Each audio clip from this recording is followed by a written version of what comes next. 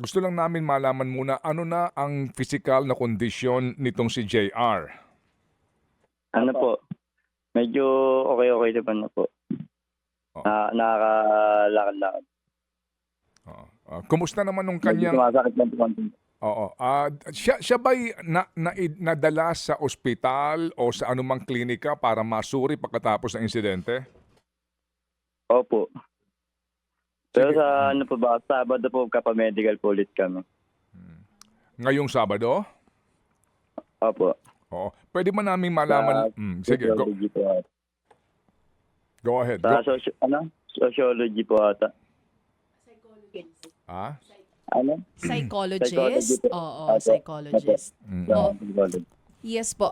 Kuya Mac, pwede ba namin din malaman dun sa unang pagsusuri kung ano po yung mga tinamo nito pong kapatid po ninyo? Ano po ma'am, na-x-ray po siya yung nakaraan eh. Ano naman po, negative naman po yung lumabas. Parang ano lang po, resetahan lang po siya ng pain reliever po. Ano po ulit? Nersitahan ng pain Yeah, reliever. Pain reliever. Pain reliever po. Oo, sige na. Ganito, Mac, ganito, no? Oo. Ilang kayo magkapatid? Tatlo po. Pang-ilan itong si JR? Bunso po siya. Itong bunso ninyo, ilang taon na siya ngayon? 25 po. Okay. Alam naman natin na meron siyang problema sa kanyang pag-iisip. Tama ba ang pagkakaintindi namin? Hindi naman siya lumalabas mag-isa lagi.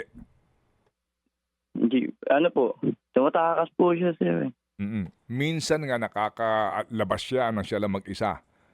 Opo, Oh. madalas po talaga. Oo. Ito ba ang Ilang- unang pagkakataon na sumakay siya ng bus mag-isa?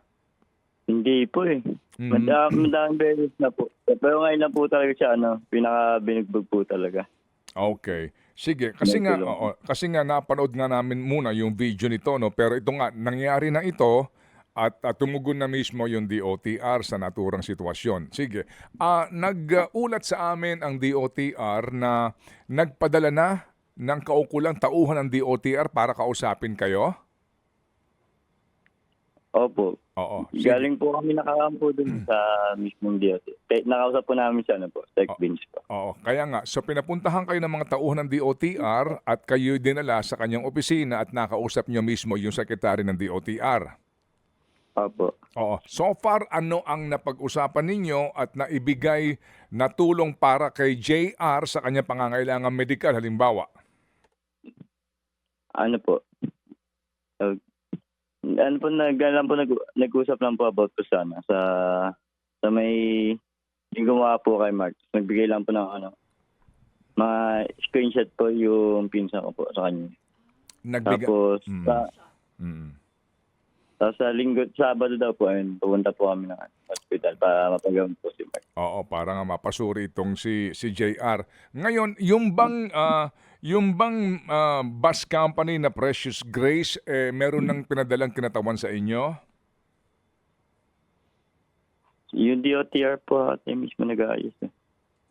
Pero itong bus company, ang kanilang abogado o anuman, wala pang lumalapit sa inyo, no? Wala pa naman po.